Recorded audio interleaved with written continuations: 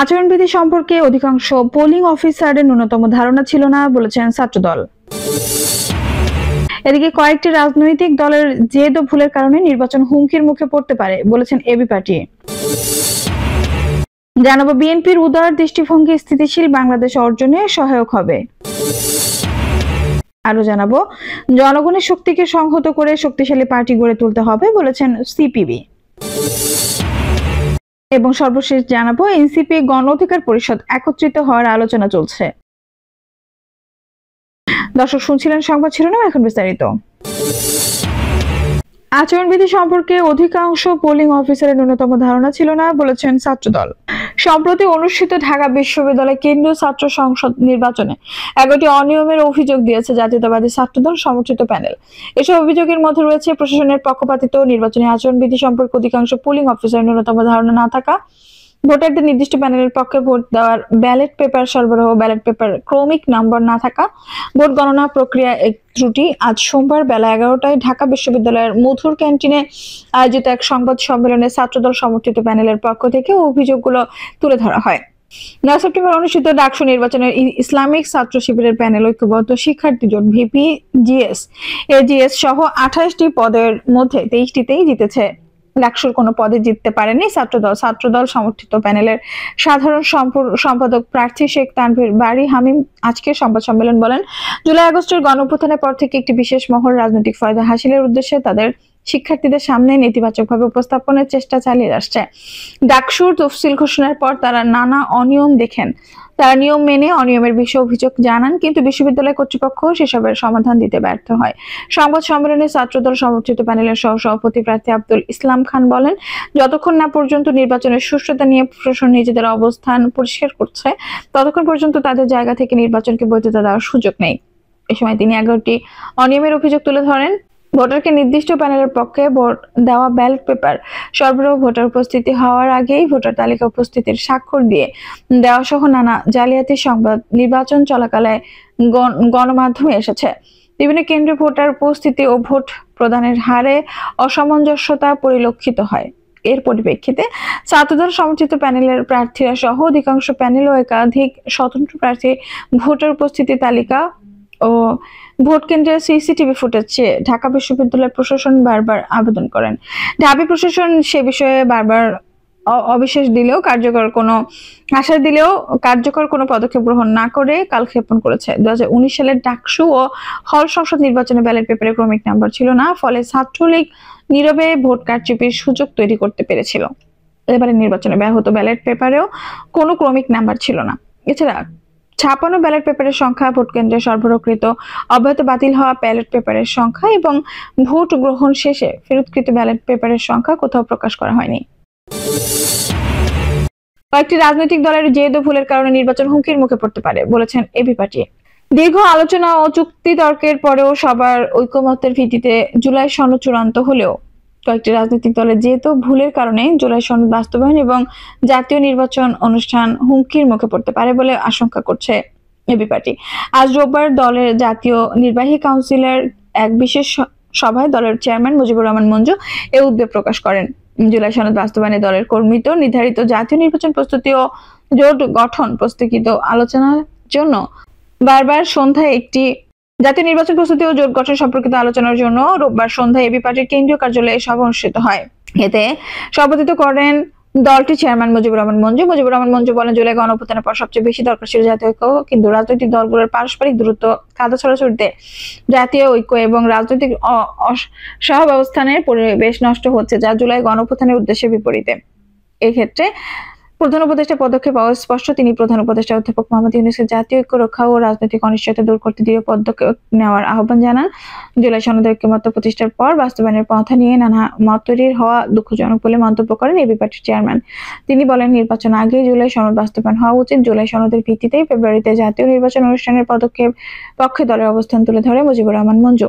কোনো পদক্ষেপই যেন ফেব্রুয়ারিতে সম্ভাব্য জাতীয় নির্বাচন ব্যাহত না হয়, সেদিকে দেশবাসীকে সতর্ক থাকতে হবে। বিএনপির উদার দৃষ্টিভঙ্গি স্থিতিশীল বাংলাদেশ অর্জনে সহায়ক হবে। বিএনপির উদার গণতান্ত্রিক দৃষ্টিভঙ্গি বাংলাদেশ শান্তিপূর্ণ স্থিতিশীল সামাজিক অর্থনৈতিক পরিবেশ অর্জনে সহায়ক হবে বলে মন্তব্য করেছেন বিএনপি স্থায়ী কমিটির সদস্য ডক্টর আব্দুল মঈন খান। সোমবার 22 সেপ্টেম্বর গুলশানে নিজের বাসভবন ডেনমার্কের রাষ্ট্রদূত ক্রিস্টিয়ান বিক্সো মালারের সঙ্গে এক সৌজন্য সাক্ষাৎকালে তিনি এসব কথা বলেন। সাক্ষাৎকালে তার বাংলাদেশ বর্তমান রাজনৈতিক পরিস্থিতি, বিভিন্ন রাজনৈতিক দলের অংশগ্রহণ এবং আগামী সাধারণ নির্বাচনের জন্য তাদের নীতি অবস্থান নিয়ে আলোচনা করেন। মঈন খান বলেন, বিএনপির উদার গণতান্ত্রিক দৃষ্টিভঙ্গি বাংলাদেশের শান্তিপূর্ণ স্থিতিশীল সামাজিক ও অর্থনৈতিক পরিবেশ অর্জনে সহায়ক হবে, যা ভবিষ্যতে বিনিয়োগ ও প্রবৃদ্ধির জন্য গুরুত্বপূর্ণ। রাষ্ট্রদূত ক্রিস্টিয়ান বিক্সো মোলার জানান, তারা চট্টগ্রাম বন্দর এবং কক্সবাজার থেকে টেকনাফ পর্যন্ত উপকূলীয় অঞ্চলে অবকাঠামো উন্নয়ন এবং নবায়নযোগ্য শক্তি প্রকল্পে প্রায় 2 মিলিয়ন মার্কিন ডলার বিনিয়োগে আগ্রহী। ডক্টর মঈন খানের দীর্ঘদিনের প্রস্তাবিত সমুদ্র থেকে ভূমি পুনরুদ্ধারের বিষয়টি তোলেন এবং এক্ষেত্রে ডেনিশ বিশেষজ্ঞরা ব্যবহার করে আলোচনা করেন। এছাড়াও তারা উচ্চকক্ষ এবং আনুপাতিক প্রতিনিধিত্ব ব্যবস্থা নিয়ে বিস্তারিত আলোচনা করেন। ডক্টর মঈন খান উভয় ব্যবস্থার সুবিধা অসুবিধাগুলো বিশ্লেষণ করেন এবং বাংলাদেশ ইউরোপীয় সমাজগুলোর মধ্যে পার্থক্য তুলে ধরেন। জনগণের শক্তিকে সংহত করে শক্তিশালী পার্টি গড়ে তুলতে হবে বলেছেন সিপিবি। সমাজ বদলের লক্ষ্যে শোষণ বৈষম্য বিরোধী নাম গণতান্ত্রিক সরকারের প্রতিষ্ঠা করো, এই স্লোগানকে ধারণ করে শুরু হওয়া বাংলাদেশের কমিউনিস্ট পার্টি ত্রয়োদশ কংগ্রেস তৃতীয় দিনের অধিবেশনে জনগণের শক্তিকে সংহত করে শক্তিশালী পার্টি গড়ে তোলার আহ্বান জানানো হয়েছে। রাজনৈতিক প্রস্তাবের বলা হয়, রাজনৈতিক হাতিয়ার হিসেবে লেনিনীয় তিনি অনুসরণ করেন, পার্টিকে প্রয়োজন ও সময়োপযোগী করে গড়ে তুলতে হবে। নির্বাচনী সংগ্রামের জন্য সিপিবিকে দক্ষ উপযুক্ত করে গড়ে তুলতে হবে। বিপ্লবী ধারার শক্তিশালী সংগঠন গড়ে তুলতে হবে। দেশের লুটেরা বুর্জোয়া ধারার মেরুকরণের বাইরে বিকল্প ক্ষমতার কেন্দ্র গড়ে তোলার কাজ সম্পন্ন করতে হবে। মুক্তিযুদ্ধ গণ অধিকার পরিষদের অভ্যুত্থান আকাঙ্ক্ষার অনুকূলে শক্তির ভারসাম্য নিয়ে আসার ঐতিহাসিক প্রয়োজন ও সম্ভাবনাকে কাজে লাগিয়ে শোষণ বৈষম্য বিরোধী গণতান্ত্রিক ব্যবস্থা নির্মাণের দিকে অগ্রসর হতে হবে। প্রস্তাবে আরো বলা হয়, লুটেরা প্রশাসন শ্রেণীকে পরাভূত করে ছাত্র, শ্রমিক, কৃষক, মধ্যবিত্ত সহ ব্যাপক জনগণের অনুকূলে রাষ্ট্র ক্ষমতার বদল না হলে এবং অর্থনৈতিক সামাজিক নীতি নিদর্শনের প্রগতিমুখী মৌলিক পরিবর্তন না ঘটলে মুক্তিযুদ্ধ ও গণ অভ্যুত্থানের আকাঙ্ক্ষায় নতুন বাংলাদেশ গড়ে তোলা যাবে না। এই জন্য দরকার সমাজতন্ত্রের লক্ষ্যে বিপ্লবী গণতন্ত্র পরিবর্তন সাধন করা। তাই সমাজতন্ত্রের লক্ষ্যে বিপ্লবী গণতান্ত্রিক পরিবর্তনের কাজ ও সংগ্রামকে সবসময়ের জন্য মূল কাজ ও সংগ্রাম হিসেবে গণ্য করতে হবে। রাজনৈতিক প্রস্তাবে বলা হয়, দেশবাসীর সামনে মুক্তিযুদ্ধের প্রকৃত চেতনা ও ছাত্র জনতার গণ অভ্যুত্থানের আকাঙ্ক্ষা আলোকে গণমুখী প্রগতিশীল জাতীয় স্বার্থের অনুকূল সাম্রাজ্যবাদ বিরোধী বিপ্লবী ধারার বিকল্প কর্মসূচি উত্থাপন ও জনপ্রিয় করে তুলতে হবে।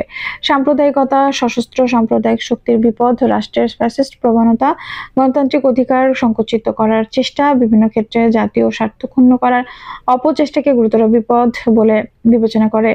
এসব বিপদের বিরুদ্ধে সিপিবিকে নিরবচ্ছিন্ন সংগ্রামে আপোষহীন, দায়িত্বপূর্ণ ও নেতৃত্বের ভূমিকা পালন করে যেতে হবে।